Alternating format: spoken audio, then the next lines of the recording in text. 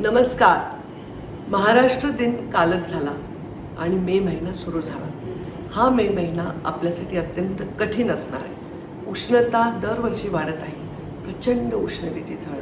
मला ही सवय की मला ऊन लागत नाही, मला भूक लागत नाही, असं शूरवीर म्हणून मी काम करते.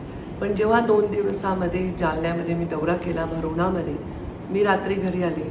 पहाटे 5 वाजता उठून मला औषध घ्यावं लागलं. एवढा उन्हाचा त्रास झाला. आपण माझा चेहराही आज पाहत असाल तर आपल्याला चेहऱ्यामध्ये बदल दिसतोय. डोळे सुजलेले आहेत, डिहायड्रेशन होतंय, उन्हामुळे खूप त्रास होतोय. हात जोडून विनंती आहे, ज्याला पोटाची भूक शमवण्यासाठी बाहेर जावं लागतं रोज, त्या लोकांना तर पर्याय नाही, तरी त्यांची काळजी तुम्ही घ्या आणि स्वतःची घ्या.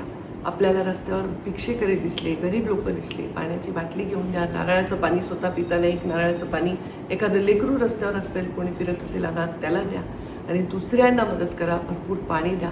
पक्ष्यांना थोडासा चारा ठेवा, पाणी ठेवा. जे अनाथ जनावरं रस्त्यावर फिरत आहेत त्यांना काही खाऊ घाला, खास करून पाणी द्या.